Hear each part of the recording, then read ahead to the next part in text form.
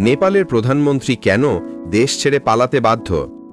নেপালের রাজনৈতিক ইতিহাস নানা উত্থান, পতন, রাজতন্ত্র ও গণতন্ত্রের টানাপোড়েন, অভ্যন্তরীণ দ্বন্দ্ব এবং বহিরাগত চাপের দ্বারা গঠিত হয়েছে। প্রায়শই দেখা যায় নেপালের প্রধানমন্ত্রী বা শীর্ষ রাজনৈতিক নেতাদের কেউ কেউ নিজেদের নিরাপত্তা, রাজনৈতিক অস্তিত্ব বা ক্ষমতা টিকিয়ে রাখার জন্য দেশ ছাড়তে বাধ্য হয়েছেন। এই ঘটনাকে বোঝার জন্য আমাদের নেপালের রাজনৈতিক ও সামাজিক প্রেক্ষাপট বিশ্লেষণ করতে হবে। নিচে বিস্তারিতভাবে বিষয়টি আলোচনা করা হলো। ১. ঐতিহাসিক প্রেক্ষাপট। নেপাল দীর্ঘদিন ধরে একটি রাজতান্ত্রিক রাষ্ট্র ছিল। ১৯৫১ সালে রানা শাসনের অবসান ঘটলেও গণতন্ত্র সুপ্রতিষ্ঠিত হয়নি। রাজা, রানা শাসক ও রাজনৈতিক দলগুলির মধ্যে ক্ষমতার দ্বন্দ্ব চলতে থাকে। একদিকে রাজতন্ত্র গণতন্ত্রী আন্দোলনকে দমন করত, অন্যদিকে রাজনৈতিক নেতারা জনতার সমর্থন নিয়ে পরিবর্তন আনতে চাইতেন। এ ধরনের অস্থিতিশীল পরিবেশে প্রধানমন্ত্রীরা অনেক সময় নিজের রাজনৈতিক জীবন ও নিরাপত্তার কারণে দেশ ছাড়তে বাধ্য হয়েছেন। ২. রাজতন্ত্র বনাম গণতন্ত্রের দ্বন্দ্ব। রাজাদের হাতে যখন নির্বাহী ও সামরিক ক্ষমতা কেন্দ্রীভূত ছিল, তখন প্রধানমন্ত্রীর পদ আসলে ছিল অনেকটাই অনিশ্চিত। রাজা মহেন্দ্র ১৯৬০ সালে সংসদ ভেঙে পঞ্চায়েত ব্যবস্থা চালু করেন এবং তৎকালীন প্রধানমন্ত্রী বিশ্বেশ্বর প্রসাদ বিপি কোনৈরালাকে কারাগারে পাঠান। তিনি পরে চিকিৎসার অজুহাতে ভারতে যেতে সক্ষম হন। মূলত রাজকীয় দমননীতি ও রাজনৈতিক স্বাধীনতার অভাব নেপালের একাধিক প্রধানমন্ত্রীর দেশ ত্যাগের কারণ হয়ে দাঁড়ায়। ৩. গৃহযুদ্ধ ও মাওবাদী আন্দোলন। ১৯৯৬ থেকে ২০০৬ সাল পর্যন্ত নেপালে মাওবাদী বিদ্রোহ দেশকে অস্থির করে রেখেছিল। এই সময় যেসব সরকার গঠিত হয়েছিল তাদের ওপর বিরোধী রাজনৈতিক শক্তি, রাজতান্ত্রিক বাহিনী এবং মাওবাদীদের চাপ ছিল প্রবল।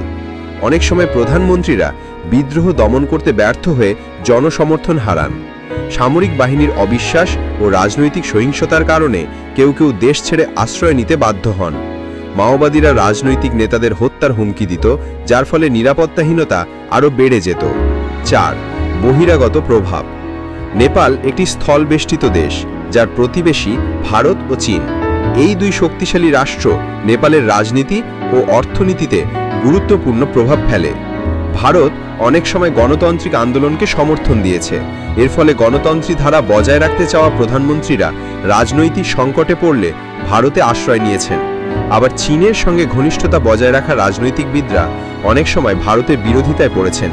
দুই প্রতিবেশীর চাপ এবং অভ্যন্তরীণ বিরোধের কারণে অনেক প্রধানমন্ত্রীকে দেশ ত্যাগ করতে হয়েছে।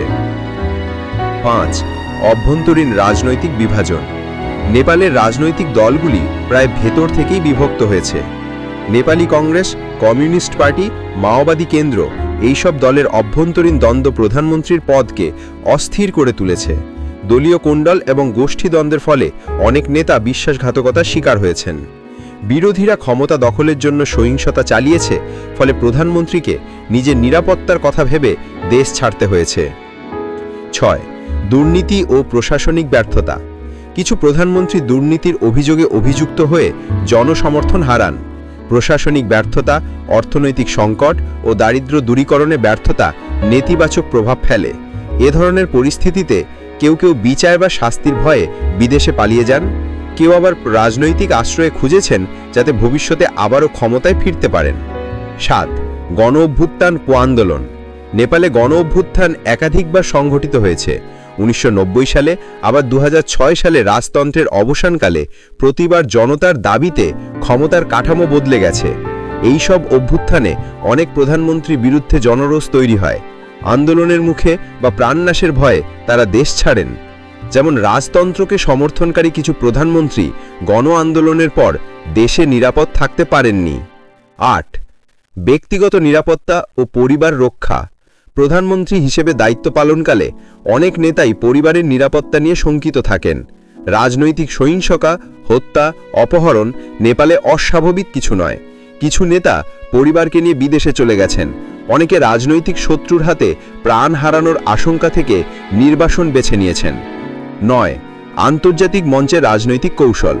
নেপালের প্রধানমন্ত্রীরা অনেক সময় বিদেশে নির্বাসিত থেকেও রাজনৈতিক লড়াই চালিয়ে গেছেন। বিপি কোনৈরালা ভারতের মাটিতে বসে নেপালে গণতান্ত্রিক আন্দোলনকে জোরদার করেছিলেন। বিদেশ থেকে তারা রাজনৈতিক সমর্থন ও অর্থনৈতিক সাহায্য আদায় করতে পেরেছিলেন, যা দেশে থাকা অবস্থায় সম্ভব হতো না। উপসংহার: নেপালের প্রধানমন্ত্রীরা দেশ ছাড়তে বাধ্য হয়েছেন মূলত রাজনৈতিক অস্থিরতা, রাজতন্ত্রের দমননীতি, গণ অভ্যুত্থান, অভ্যন্তরীণ বিভাজন, বহিরাগত চাপ ও ব্যক্তিগত নিরাপত্তাহীনতার ফলেই তারা নির্বাসন বেছে নিয়েছেন। নেপালের গণতন্ত্র যাত্রা অনেক সময় রক্তাক্ত ও বিপজ্জনক হয়ে উঠেছে। ফলে প্রধানমন্ত্রীর পদ শুধুমাত্র রাজনৈতিক ক্ষমতার প্রতীক নয়, বরং এটি অনেক সময় জীবন মৃত্যুর প্রশ্ন হয়ে দাঁড়িয়েছে। অতএব নেপালের প্রধানমন্ত্রীরা কেন দেশ ছাড়তে বাধ্য হয়েছেন তার উত্তর একক কোনো কারণ নয়, বরং রাজনৈতিক দমননীতি, বিদ্রোহ, আন্তর্জাতিক চাপ, জনরোষ এবং ব্যক্তিগত নিরাপত্তার সম্মিলিত ফলেই তারা নির্বাসন বেছে নিয়েছেন।